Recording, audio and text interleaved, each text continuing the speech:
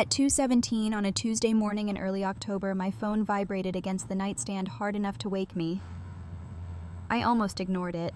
Daniel had an early flight to Atlanta for what he called a last-minute logistics conference, and I assumed it was another airline notification or one of those automated travel reminders he never bothered to turn off. But the vibration came from my side of the bed, not his. I reached for my phone and saw a credit card alert from our joint account. Asheville Ridge Resort, Premium Suite, Upgrade, confirmed spa package for 2, Friday 6 p.m., dinner reservation, 7:30 p.m., the charge had just posted.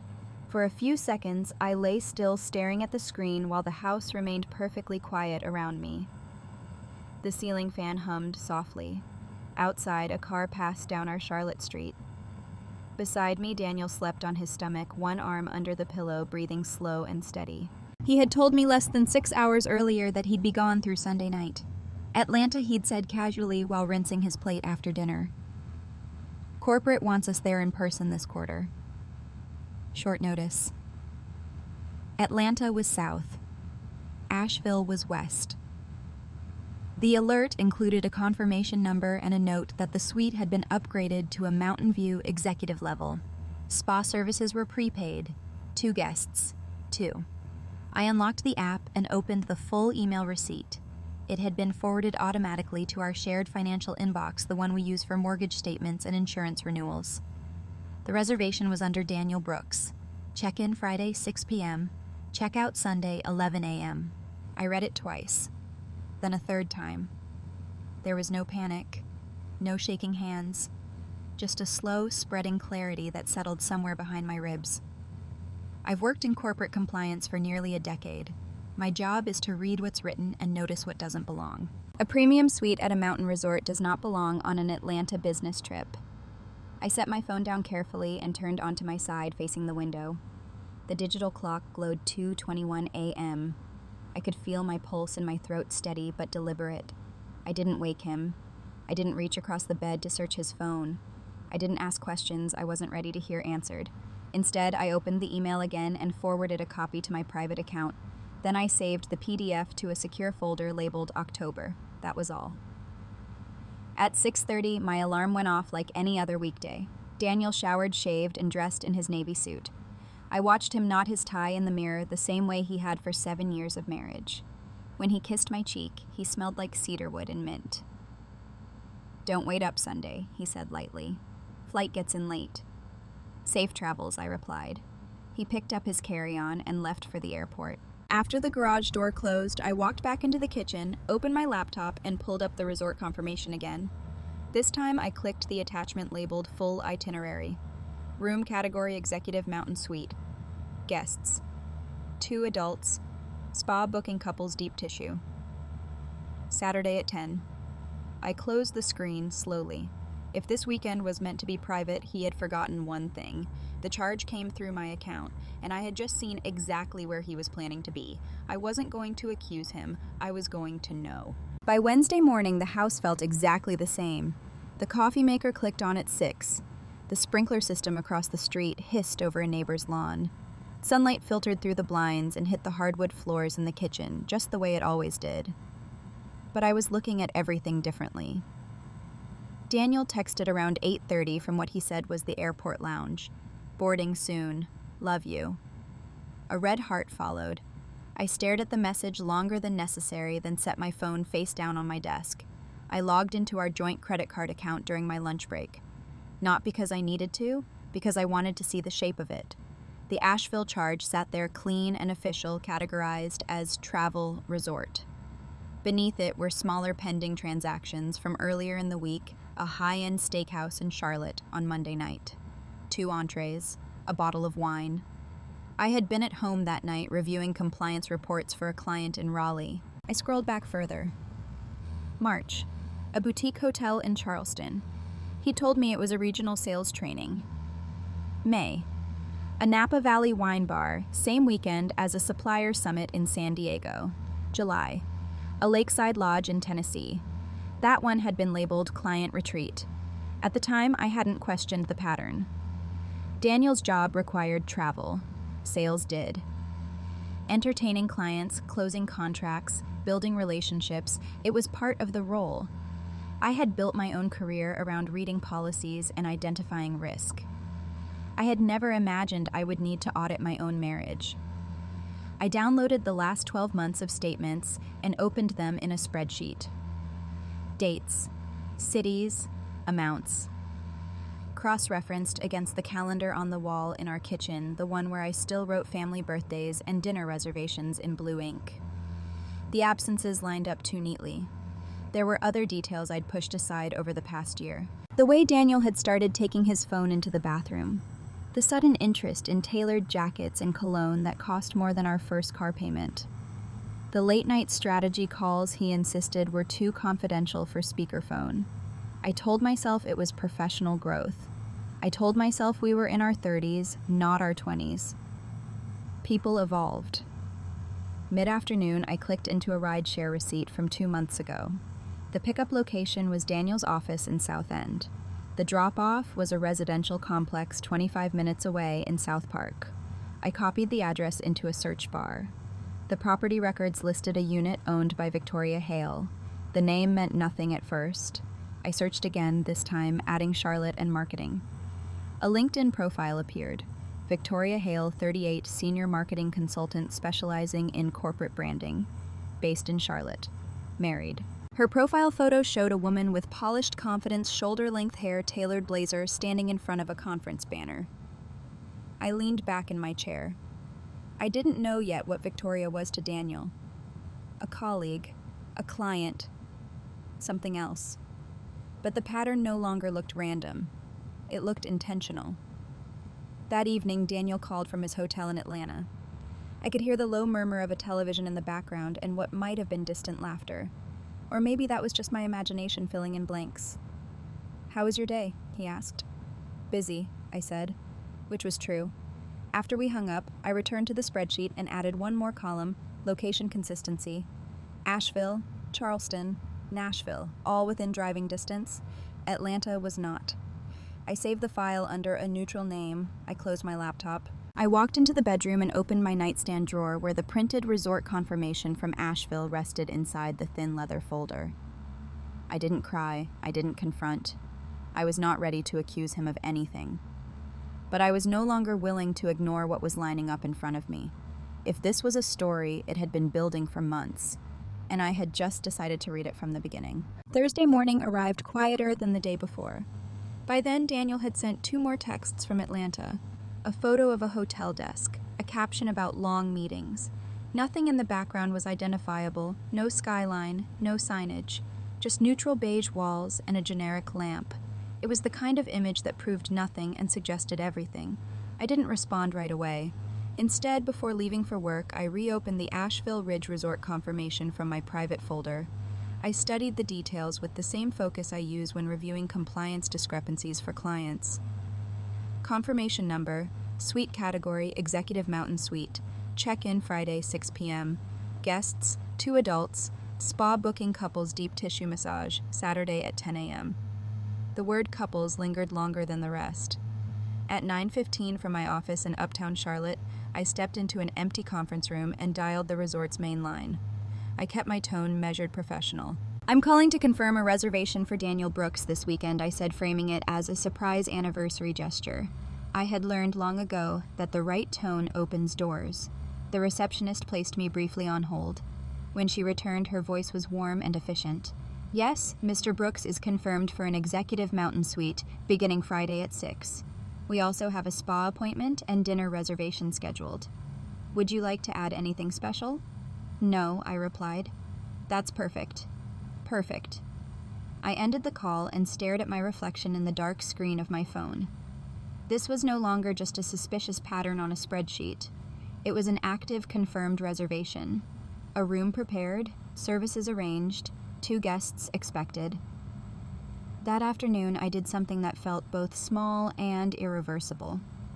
I opened the resort website and selected the same dates Friday through Sunday. Early check-in. I chose a standard king room on a lower floor, nothing extravagant. I entered my name, Natalie Brooks. I used my separate savings account, the one I've kept since my grandmother's inheritance 5 years ago. When the confirmation email arrived in my inbox, I saved it beside Daniel's. 2 reservations, same weekend, same resort. I didn't tell anyone. Not my sister in Raleigh, not my closest friend from college. I drove home in evening traffic, listening to the hum of engines and the steady rhythm of turn signals, and rehearsed nothing. Daniel called again that night. Dinner with the team ran late, he said. Atlanta traffic's a nightmare. I answered, folding laundry on our bed. He asked about my day. I told him it was productive. That wasn't a lie.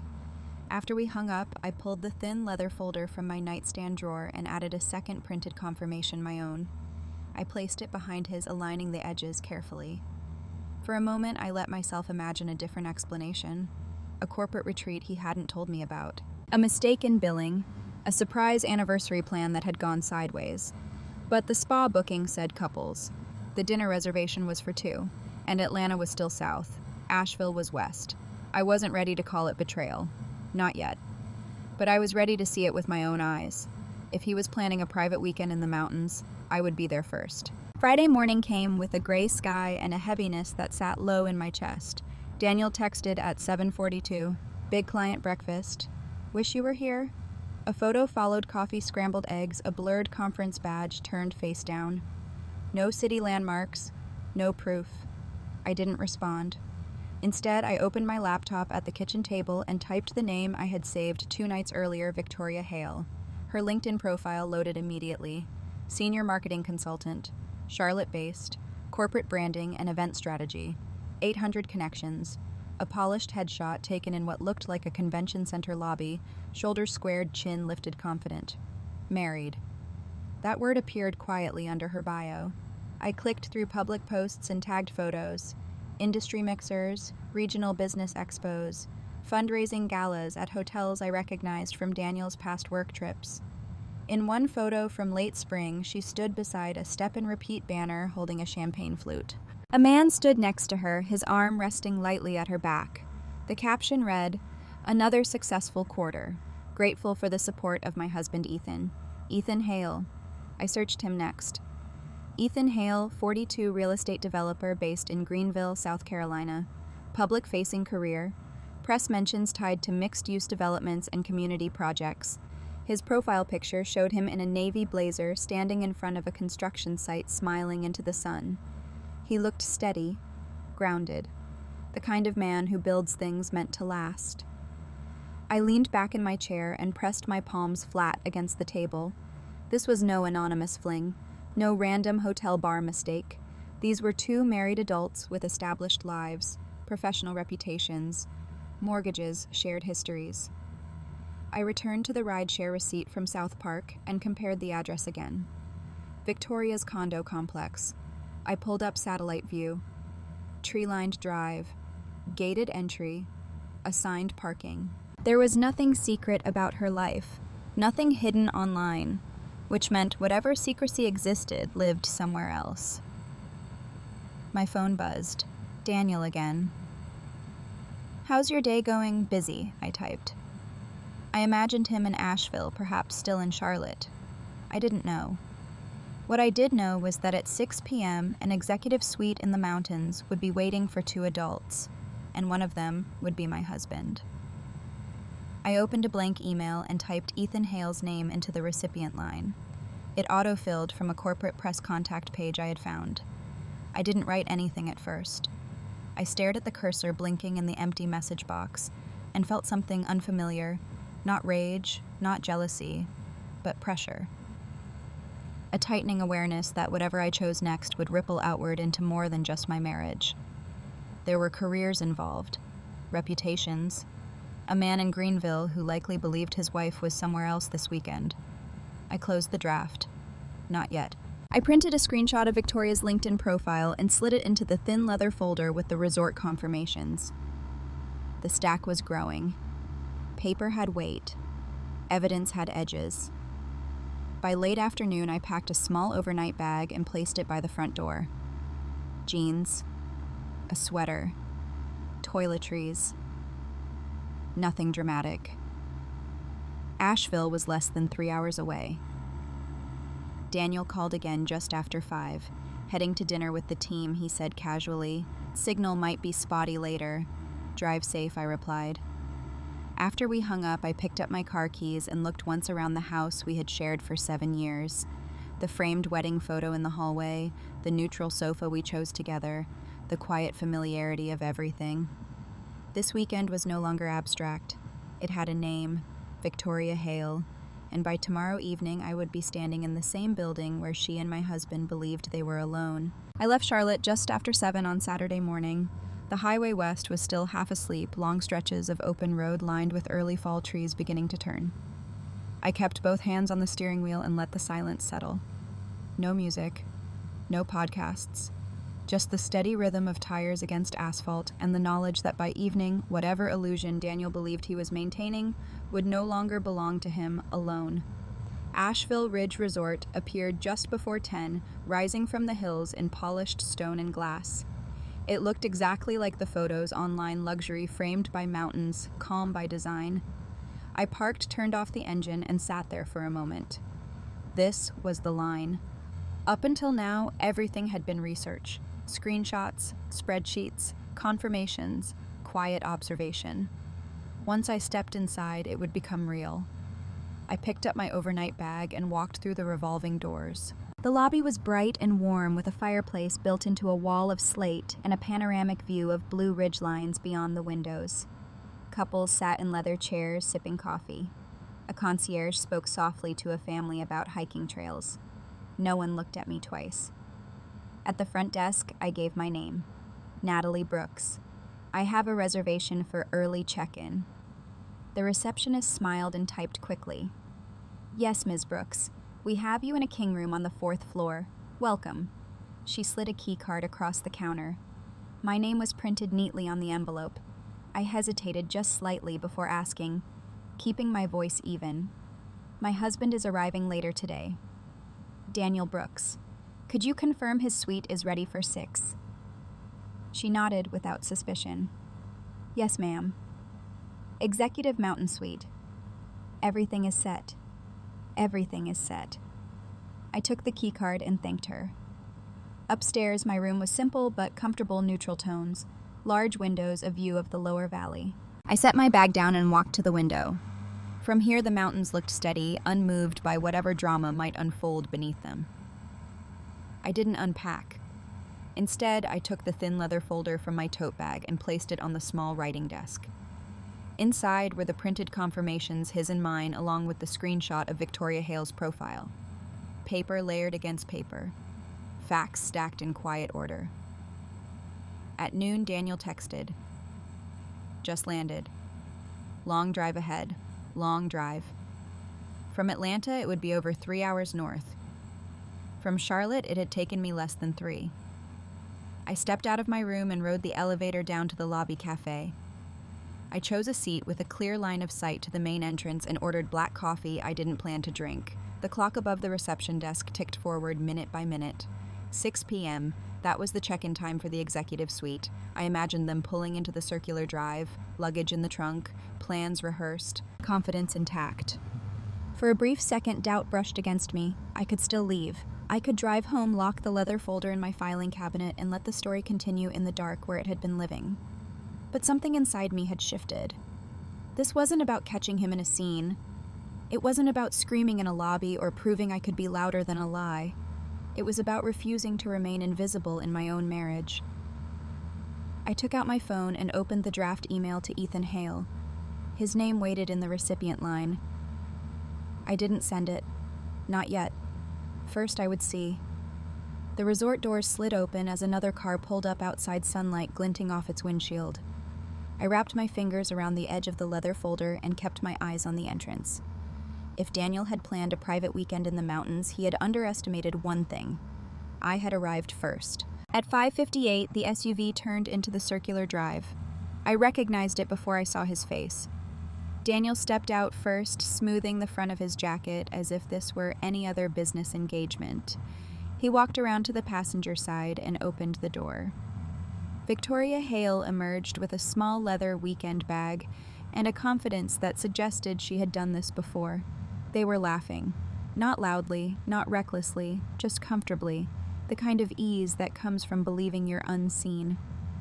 I stood before I could second-guess myself. The leather folder felt steady in my hands as I crossed the lobby floor. My heels made a quiet, deliberate rhythm against the polished stone. Daniel didn't notice me at first. He was saying something to Victoria, leaning slightly toward her. She adjusted her coat and looked up and saw me. Her smile froze mid-expression. Daniel followed her line of sight. For a split second, confusion crossed his face, then recognition. Then something tighter. "Natalie," he said, as if I had wandered into the wrong hotel. "Hi," I replied evenly. "How was Atlanta?" A couple seated near the fireplace glanced over. The concierge's voice dropped half a register. No one moved closer, but the air shifted. Daniel straightened. "What are you doing here?" "I had some time this weekend," I said. "I thought I'd enjoy the mountains." Victoria's eyes flicked between us. Up close, she looked exactly like her profile photo, composed, well-dressed, controlled. She didn't speak. Daniel forced a small laugh. This is unexpected." "I imagine it is," I said. He lowered his voice. "We should take this upstairs." "To which room?" I asked quietly. His jaw tightened. I opened the leather folder just enough for him to see the printed confirmation. His name, the executive mountain suite, the spa booking for 2 at 10 a.m., couples massage. "I confirmed it Thursday," I said. 6 p.m., check-in. Everything set. Victoria took half a step back. "This isn't what you think," Daniel said quickly. The words came out almost automatically. "She's a client. We have meetings planned. It's complicated." "Complicated," I repeated. Victoria found her voice. "Daniel, maybe we should..." He cut her off with a look. I didn't raise mine. I called the resort. I continued, calm, steady. I confirmed the suite, the dinner reservation, the spa package. The word spa hung there between us. Daniel's composure cracked just slightly. "You went through my accounts?" "Our joint account," I corrected. Silence stretched. The clock behind the front desk ticked forward. "I wasn't going to confront you at home," I said. I didn't want shouting. I wanted clarity. Victoria swallowed. For the first time, her confidence wavered. Daniel leaned closer, his voice lower now, edged with something defensive. "You're making a scene." "I'm standing in a lobby," I replied. "You're the one who booked the suite." He exhaled sharply. "This is private." "So was the reservation," I said. The risk was real now. This wasn't a spreadsheet or a screenshot. This was exposure. Witnesses. A place with cameras and staff and records. Daniel looked around as if searching for an exit that didn't exist. "What do you want?" he asked. The question landed heavier than he intended. What did I want? Not revenge in the way people imagine it. Not humiliation. Not tears in front of strangers. "I want you to understand," I said quietly, "that I know." His shoulders dropped a fraction. Victoria stepped back another inch, distancing herself physically, as if space could undo documentation. "You shouldn't have come here," Daniel muttered. "I arrived this morning," I said, "under my own name." That detail seemed to hit him harder than anything else. I closed the folder. "This isn't over," he said, the first hint of irritation sharpening his tone. "No," I agreed. "It isn't." Outside, the mountains stood unmoved blue and distant through the glass. The weekend had officially begun, and whatever story Daniel thought he was writing no longer belonged solely to him. Daniel recovered faster than I expected. "We're not doing this in the lobby," he said firmly, lowering his voice and gesturing toward the elevators. "Natalie, please." There it was, the first shift. Not denial. Control. Victoria stood rigid beside him, her composure returning in thin layers. "We should handle this privately," she added, her tone measured now. "There's no reason to involve anyone else." "Anyone else." I met her eyes. "There already is." Daniel's expression sharpened. "What does that mean?" Instead of answering immediately, I stepped aside from the center of the lobby and motioned toward a quiet seating area near a glass wall overlooking the mountains. They followed not because they agreed, but because they needed to know what I meant. Once seated, I placed the leather folder on the low table between us and opened it fully for the first time in front of both of them. Printed confirmations, transaction logs, the screenshot of Victoria's profile. Dates circled in pen. I've documented everything I said evenly. 12 months of charges, travel patterns, locations. Daniel's jaw tightened. You've been tracking me. I've been verifying, I replied. Victoria crossed her arms. This is obsessive. No, I said. This is accurate. Daniel leaned forward, lowering his voice further. You don't understand the full picture. This isn't what you think it is. That phrase is getting tired, I said quietly. For a brief second, he looked cornered, then something shifted. You realize, he said carefully, that if you start spreading accusations, you're not just hurting me, you're risking defamation, careers, reputations. The word landed. Reputations. Victoria nodded slightly, reinforcing the angle. Ethan has investors, public projects. You send him something like this without context and you could create legal trouble. There it was, the counterstrike. The implication was clear. If I reached out to Ethan Hale, I could be portrayed as unstable, vindictive, reckless. Daniel's eyes locked onto mine. Think about what you're doing. For the first time since I walked across the lobby, a thread of uncertainty ran through me. Not about the facts, about the fallout. I imagined headlines tied to Ethan's development projects, corporate inquiries, lawyers dissecting emails, my own career in compliance where integrity was currency being dragged into a narrative of emotional retaliation. Daniel saw the hesitation. This can stay between us, he said quickly. We can talk, work it out. But once you involve other people, you can't control it. Victoria added softly. Please don't make this worse than it already is. I closed the folder slowly, but I didn't remove my hand from it.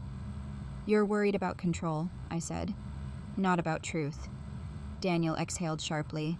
You're emotional right now. I'm methodical, I corrected. Still, the risk was real. They weren't wrong about one thing. Once this expanded beyond the four of us, it wouldn't shrink again. Ethan deserves to hear this from Victoria, Daniel pressed. Not from you. Victoria nodded. I'll handle my marriage. The phrasing was strategic. It suggested ownership, responsibility, a promise of disclosure. But promises had already been broken. I reached into my bag and pulled out my phone. I opened the draft email addressed to Ethan Hale and turned the screen slightly so they could see his name in the recipient line. Daniel's face drained of color. You wouldn't, he said quietly. I haven't, I replied. Yet. The air in the room thickened. This is harassment, Victoria said sharply now, the calm veneer cracking. No, I said. This is transparency. Daniel leaned back, studying me in a way he hadn't in months, as if recalculating who I was. You've changed, he said. No, I answered. I've stopped ignoring. Outside the glass wall, the sun dipped lower behind the mountains. The light shifted from gold to amber. For the first time since arriving, I understood something clearly. This wasn't just about catching them. It was about choosing how far I was willing to go and what it would cost me. Daniel folded his hands together, steadying himself. If you send that, he said slowly, there's no going back. I looked at the leather folder, at the evidence, at the years of quiet trust that had led to this room. There already isn't, I said, but I didn't press send, not yet. We didn't resolve anything that night. Daniel and Victoria eventually took the elevator upstairs, not together, but not convincingly apart either. I watched the numbers above the lobby doors light up as the car ascended, then disappear. I went back to my room alone. For the first time since stepping into the resort, I felt the weight of what almost happened. If I had sent that email in the lobby, if I had acted from impulse instead of precision, I could have turned a contained truth into uncontrolled fallout. Daniel had been right about one thing. Once systems are triggered, they don't shrink back. I sat at the small desk in my room and reopened the leather folder. The confirmations were solid. The pattern was real. But documentation without structure is just paper. Structure is what moves consequences. I pulled out my laptop and opened a separate file I had started weeks earlier, something I had never imagined I'd need for my own marriage. Asset summary. Daniel and I had kept a joint checking account for household expenses. But 5 years ago, after he overspent on a failed investment scheme and I had quietly paid off the remaining balance, I insisted on maintaining separate primary accounts. At the time, he called it practical. I called it precaution. Now it was leverage. The house in Charlotte wasn't titled jointly the way most couples assume. It sat under a family trust established when my grandmother passed away. Daniel had signed a post-marital acknowledgement at the time, something our attorney recommended to protect inherited assets. He hadn't paid attention to the language. I had. I opened the trust documents stored in my secure drive and reviewed them again. Clear, clean, legally enforceable. Then I reviewed the credit card logs one more time, specifically the travel charges that had been coded as client entertainment. Daniel's role as regional sales director required expense reporting. If those Asheville charges, Charleston stays, and Tennessee weekends were submitted under corporate reimbursement, they weren't just marital deception. They were compliance violations. My chest tightened, not from anger, but from clarity. I wasn't going to send a dramatic email to Ethan Hale from a hotel lobby. That would be noise. I was going to move carefully. Sunday morning before checkout time, I drafted a concise message to Ethan. Not accusatory, not emotional, just factual. Attached selected transaction summaries and a copy of the Asheville reservation. I did not press send yet. Instead, I scheduled a meeting request for Monday afternoon with a family law attorney in Charlotte, someone I had worked alongside professionally before. Discreet, experienced, efficient. Then I drafted a second separate outline, expense discrepancies, tied to Daniel's corporate reporting structure. I didn't send that either, but I saved it. Daniel knocked on my door just before noon. When I opened it, he looked tired, less defensive, more calculating. "We need to talk," he said. "We are talking," I replied. He stepped inside, glancing at the desk where my laptop remained open. "You're not thinking clearly," he said. "If you start pulling financial threads, you hurt yourself too. We're married." "I am thinking clearly," I said, for the first time in a long time. He exhaled slowly. "You're going to blow up everything." "No," I answered. "You already did that." There was no shouting, no raised hands, just two adults standing in a resort room overlooking the mountains, facing the quiet collapse of something they once called stable. When he left, I locked the door behind him and looked again at the folder. This wasn't about humiliation anymore. It was about structure, systems, documentation, timing. They thought this weekend was about secrecy. They were wrong. It was about accountability. And on Monday morning, the process would begin. Monday morning in Charlotte felt unnaturally ordinary. Commuters filled Providence Road. Coffee shops were busy. The world had not shifted to acknowledge what had broken in my life. Systems, however, had begun moving. At 1:30 p.m., I sat in the office of Margaret Ellison, a family law attorney I had known professionally for years. She was in her late 50s, sharp-eyed, deliberate, the kind of woman who had seen every version of marital collapse and no longer reacted to drama.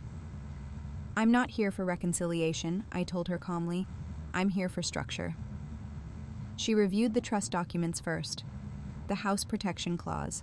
The post-marital acknowledgement Daniel had signed. She nodded once. "He has no claim to the inherited property," she said. "That's clean." Then she reviewed the financial logs I had prepared, the personal charges, the travel records, the credit card statements coded as client entertainment. Her expression tightened slightly. "If these were submitted for reimbursement, this becomes more than a divorce matter." "I understand," I replied. She looked at me carefully. "Are you prepared for escalation? I'm prepared for accuracy." By 4 p.m., a formal separation filing was drafted for Mecklenburg County. Not filed yet. Drafted. I left her office with a slim envelope in my bag and a sense of irreversible motion. At 5:42 p.m., Daniel called. "They pulled me into a meeting today," he said without greeting. I said nothing. "Internal audit," he continued. "Expense review. They're going back 6 months." 6 months. "Not a coincidence. I haven't contacted your company," I said evenly. "You didn't have to," he snapped. "Someone flagged irregularities. I thought about the expense categories, about how compliance departments operate when patterns surface. Automated triggers. Random reviews that aren't always random. You coded a resort spa package as client development, I said quietly. That's not defensible. He exhaled sharply. You did this. I documented, I replied. There was a long silence on the line. My promotion review is frozen, he said finally. They've suspended my access to certain accounts pending investigation. For the first time, I heard something new in his voice. Not anger, fear. You're destroying my career, he said. I didn't submit false expense reports, I answered. He lowered his voice. If this escalates publicly, we both get dragged through it. I'm not escalating publicly, I said. I'm separating legally. Another silence. And Ethan, he asked. I sent him the documentation this morning, I said. That part was true. At 10:07 a.m., I had forwarded a concise email to Ethan Hale. No accusations, just attachments and a single sentence. You deserve transparency. He had responded at 12:22 p.m. with 2 words. Thank you. Nothing more. Now Daniel's breathing had changed. What did he say he demanded? That he received it. You've detonated everything, he muttered. No, I said. Truth did. By Wednesday, Daniel's company placed him on administrative review. Not terminated? Not yet. But removed from leadership oversight. Victoria, according to Ethan's brief follow-up message, had moved temporarily into a separate residence. The systems were functioning exactly as designed. Documentation led to review, review led to consequence. But sitting alone in the quiet of my house that Wednesday night, I didn't feel victorious. I felt alert. This was the highest point of risk. Financial exposure, legal filings, corporate scrutiny. Once filed, the separation petition would trigger mandatory disclosures on both sides. Daniel could fight. He could attempt to reframe, to counterclaim, to accuse me of retaliatory harm. The envelope from Margaret Ellison sat on my kitchen table beside the leather folder I had carried since Asheville. Evidence, structure, process. My phone lit up again. Daniel. I let it ring. Karma wasn't dramatic, it wasn't explosive, it was procedural, and it had only just begun. By the second week of November, the paperwork was no longer theoretical. The separation petition had been formally filed in Mecklenburg County on a Tuesday morning. Daniel signed 3 days later after his attorney reviewed the trust documents and the expense audit summary. There was no dramatic courtroom scene, no shouting across polished wood benches, just signatures, disclosures, and a timeline set in motion. His company concluded its internal review before Thanksgiving. He wasn't terminated, but he was removed from regional oversight and reassigned to a smaller operational role without bonus eligibility. The promotion he had expected in the new fiscal year was officially withdrawn. It was described as a restructuring decision. Victoria and Ethan finalized a legal separation as well. Ethan sent one final message. I appreciate that you handled this directly. We're sorting out what comes next. It was measured, adult, final. By early December, the financial settlement between Daniel and me was complete. The house remained solely under my family trust untouched. Joint accounts were closed and divided according to documented contributions. There were no surprise claims, no hidden assets surfacing at the last minute. Structure had done what emotion could not. The leather folder that had once sat heavy in my hands now rested in a drawer in my home office. Not as a weapon, as a record. One Friday evening, I stood in the kitchen of that same house in Charlotte, the one Daniel once believed was half his by assumption. Outside, late autumn wind moved through the trees along the property line. Inside, the space felt different, not emptier, just clearer. Daniel came by one last time to collect a few remaining personal items. We spoke briefly. No accusations, no nostalgia. I never thought it would end like this, he said quietly. It didn't end suddenly, I replied. It ended slowly. He nodded, perhaps understanding that truth for the first time. When the door closed behind him, I didn't feel triumph. I felt alignment.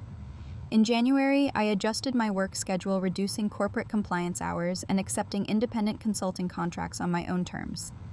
I began volunteering twice a month at a local community center in Charlotte, offering financial literacy workshops for women navigating divorce. Not as an expert above them, but as someone who understood documentation, preparation, and self-protection. The first time I told a room of women, separate accounts aren't distrust, they're clarity. I saw heads nod slowly. I wasn't rebuilding from ashes. I was continuing from foundation. One afternoon in early spring, I drove alone to the Blue Ridge Parkway.